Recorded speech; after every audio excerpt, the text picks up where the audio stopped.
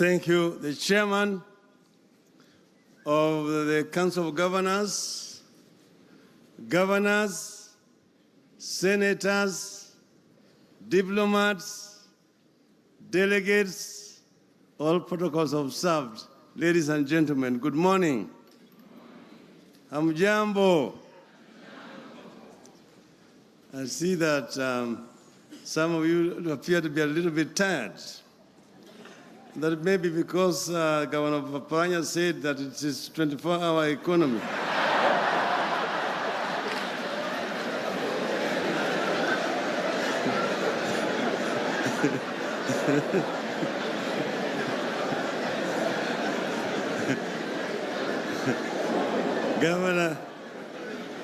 Governor told me in private there that although it was a 24-hour economy, but some of his guests decided to save his electricity bills by working without lights.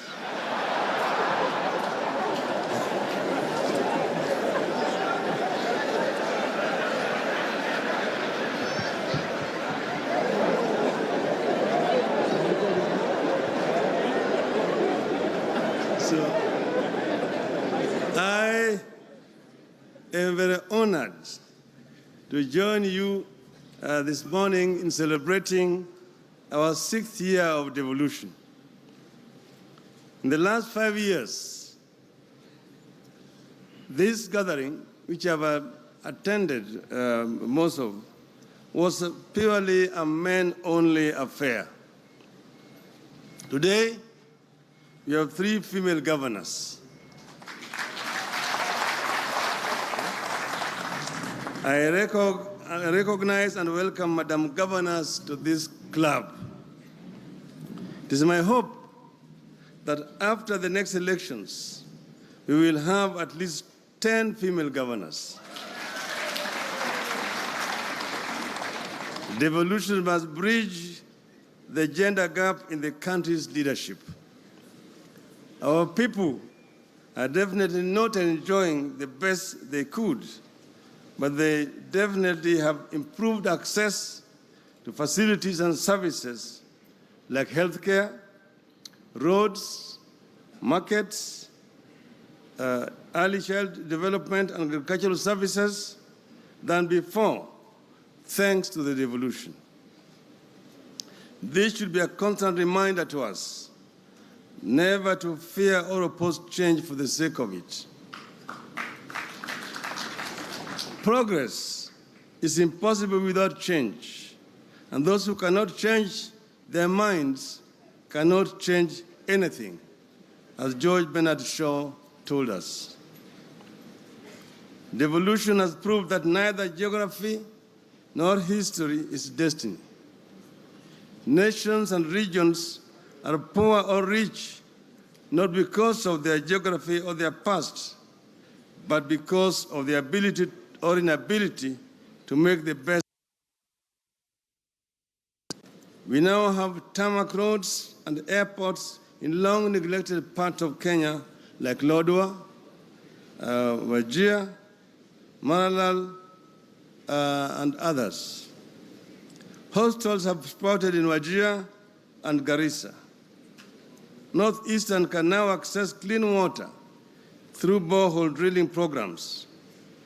Processing plants are sprouting in Makueni, Uasin Gishu, Nyandarua, and Kirinyaga, among others, underscoring the potential of counties as the next centers of industrialization and job creation. A 35-year-old mountain of garbage has been taken out of Kisumu near the stadium, underscoring devolution's capacity to stop the march of environmental degradation in the countryside. Unfortunately, these positive developments mean that there will be greater expectations of the county governments. Voters expect progress to be a straightforward march into the future, not a zigzag back and forth journey.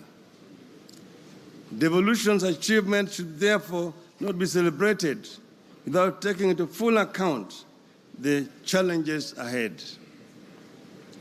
The challenges and areas of possible conflict are glaring. For instance, the national government is pursuing its Big Four agenda: food security, affordable housing, manufacturing, and affordable health care. Most of these are devolved functions. Making sure the implementation by the national government does not undermine devolution or result in duplication and conflict is a challenge that we must address. There are two issues which I consider cardinal to the success or failure of devolution: good governance and political leadership. Good leaders need vision for the work they set out to do and a clear mission on how to pursue the vision. Often such vision and mission are stated in a manifesto. In a county, the governor's manifesto must find its way into the County Integrated Development Plan, CIDP, to inform social and economic transformation. Implementing manifestos cannot be done unless the governor knits together a team that can deliver. You are therefore as good as your team. Someone said, "Show me your friends, and I will tell you whom you are." But even here, there are challenges. How do governors implement their manifestos in an environment where the Big Four agenda includes devolved functions? A solution has to be found. And as they say, wherever there's a will, there's always a way. At this point, I wish to single out some very immediate threats to devolution that your tenors that we need to address this early. Governors and the county public services continue to be accused of engaging in self-enrichment. And I saw the whip of the governors complaining that they are being unfairly accused of being corrupt, that the corrupt ones have gone home. Too many governors and their executives are viewed with suspicion by voters, and many are under active investigations by the EACC. There is nepotism and cronyism in counties, and too many counties are failing to come up with clear pro-youth programs, with the counties also talk of an elaborate network of youth employment. People pursuing businesses with the counties. People pursuing businesses with the counties also talk of an elaborate network of county assembly speakers, leaders of majority, CECs, county work supervisors, and county clerks, among others, whose sole purpose is to make money from public works projects. The officials have the capacity and audacity to paralyze, delay, and stall development projects. MCAs and county speakers are particularly being accused of a conflict of interest. Often, they are the contractors, while at the same time purporting to be carrying out oversight roles. The quest for cuts has also led to a craze for allowances by members of county assemblies that is also paralyzing counties. Governors have to pay for their cabinets to be approved. To date, there are counties that are yet to form full cabinets because of the standoff between governors and MCAs. Members of county assemblies are constantly on so-called benchmarking and team-building trips that are essentially acts of bribery by the executive to have their agenda approved and a quest for allowances. This corruption network is eating devolution from inside out.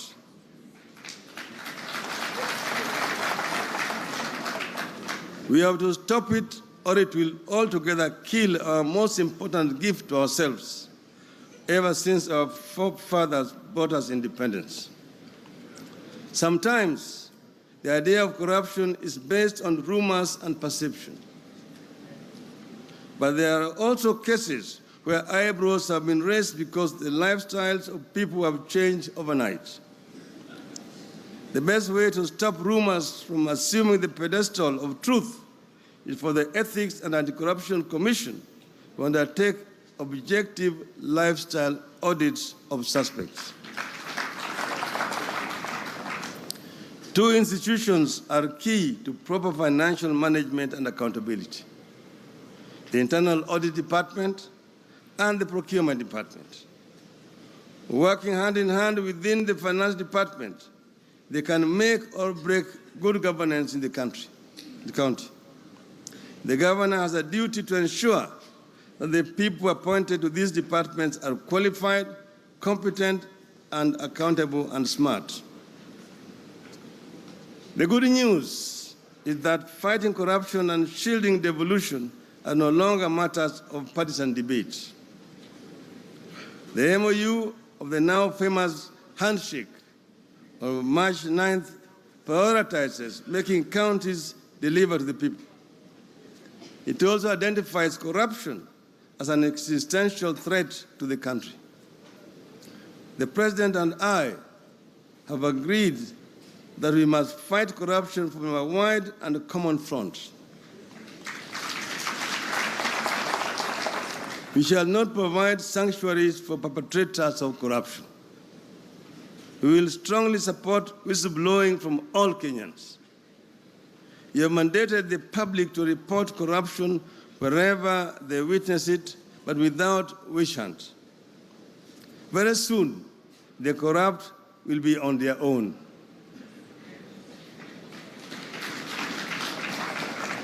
But governors also have their side of the story. For instance, counties are failing to attract high-caliber, public-spirited personnel because of the existing pay structure. Because of this, policy papers are wanting in some counties, and many governors lack quality advisory services.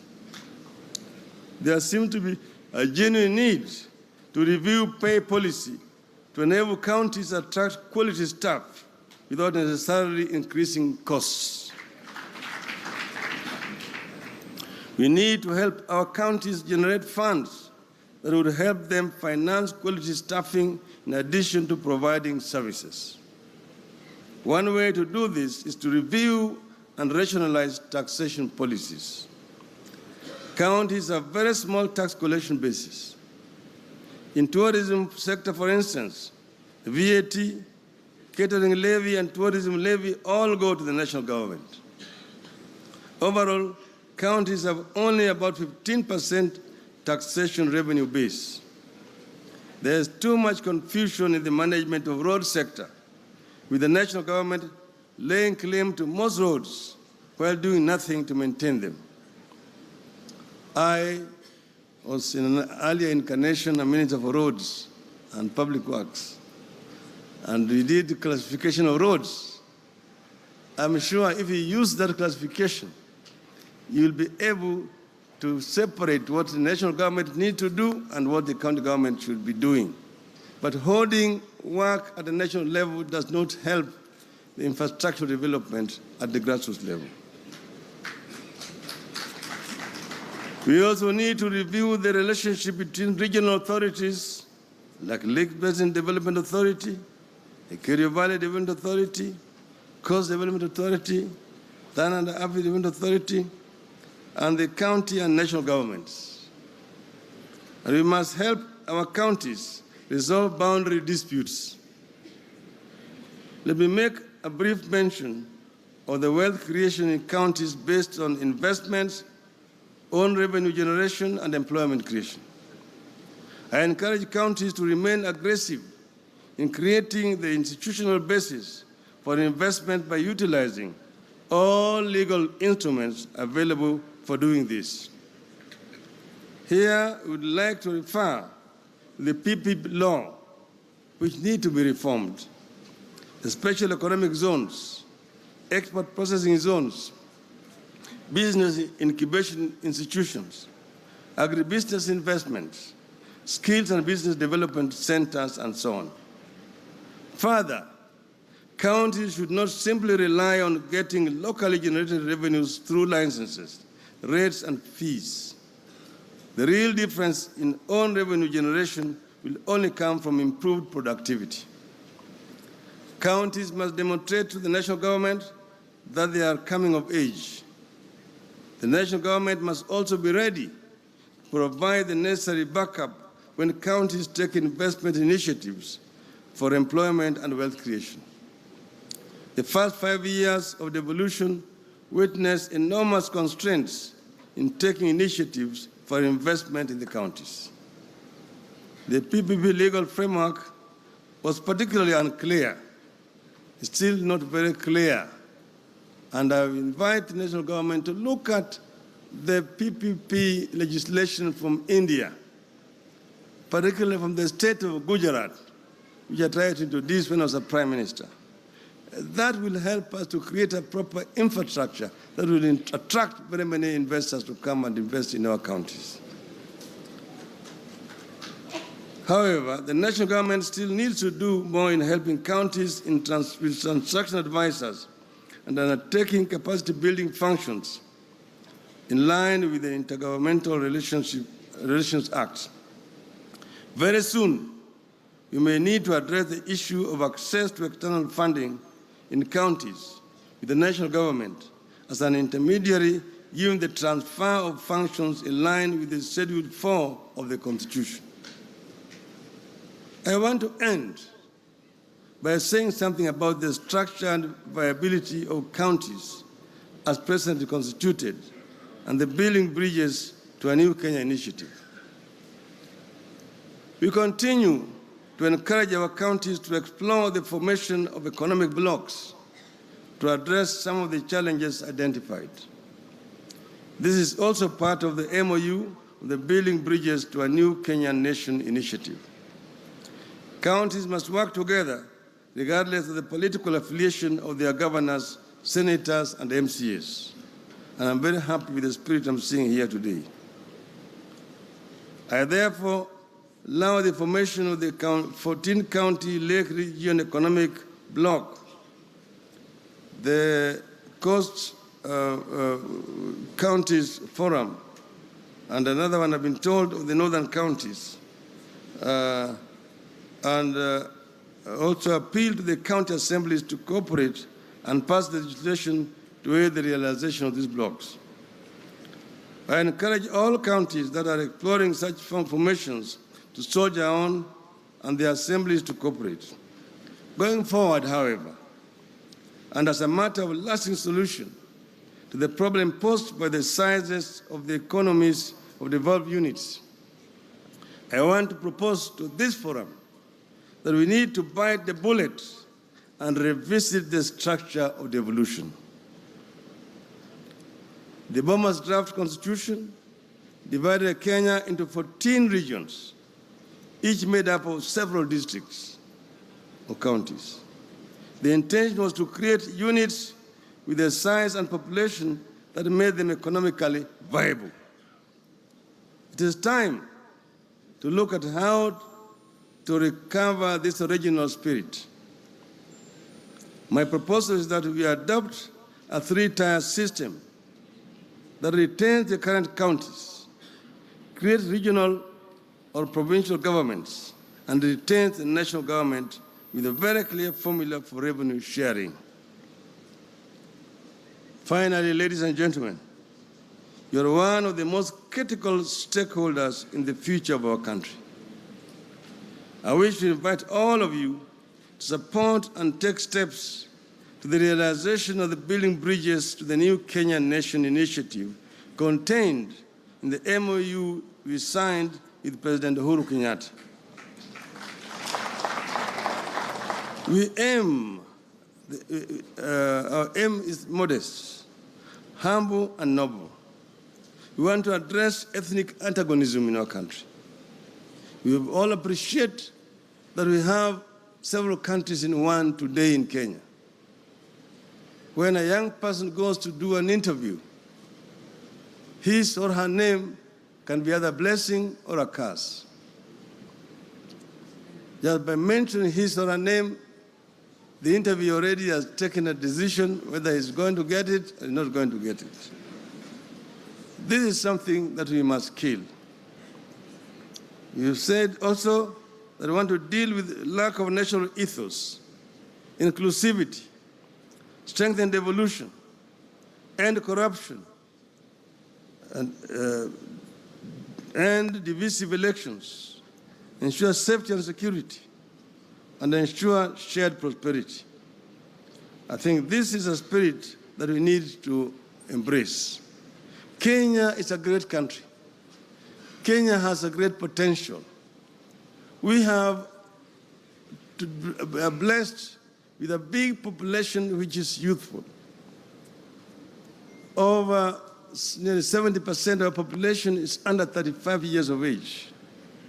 The youth can either be a blessing or a curse, depending on how you treat it.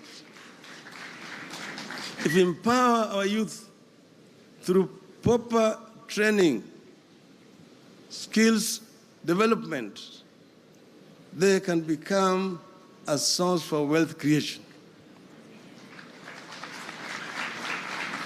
If we neglect them, they become delinquents, drunkards, drug addicts, criminals.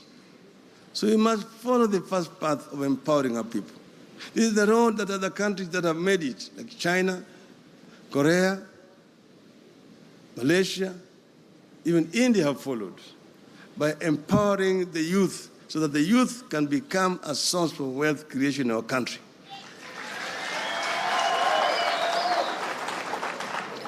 We, as Kenya, can actually be a leading country in not only in this region, but in the continent of Africa. Africa is the richest continent on earth in terms of resources. It's unfortunate that the richest country in terms of resources is also the poorest. This does not need to be also all the time. This can be changed. But this is because of the way in which Africa has been governed for a long time. The mediocrity with which Africa has been governed is what is responsible for our backwardness. But this narrative must change, and we take our destiny into our own hands as Africa. And I've been saying this a story of the Kenyan lion, which is also now the African lion. And this is the message of the African lion to the Asian tiger. It says that the European bear retreated to the poles and is asleep there. The American panda is now limping. The Asian tiger, you have danced alone for too long on the stage. When me, African lion, have been asleep in the Congo forest.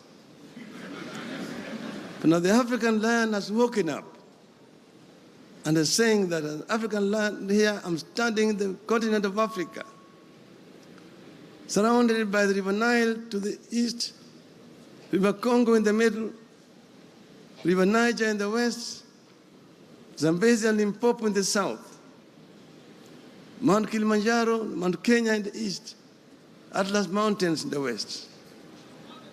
I am sitting here on the African diamond, on African gold, African oil, African bauxite.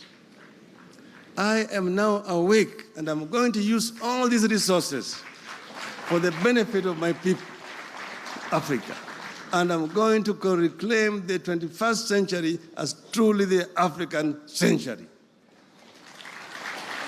This is the message of the African lion, and this is the message that the Kenyan lion is sending to the world.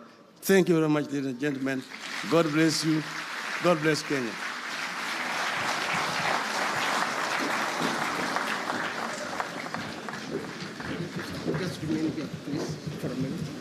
Thank you very much. Thank you very much, Right Honorable former Prime Minister. I will ask the executive team of the Council of Governors to come and present a gift. And the Vice Chair of the executive team will explain the symbolic value, the symbolic meaning of that gift. You want me to? Thank you. Let me explain the gift that we are giving to our chief guest, the Right Honorable Raila Odinga, the father of the handshake, as we have been told. This is a symbolic gift. It's an African horn.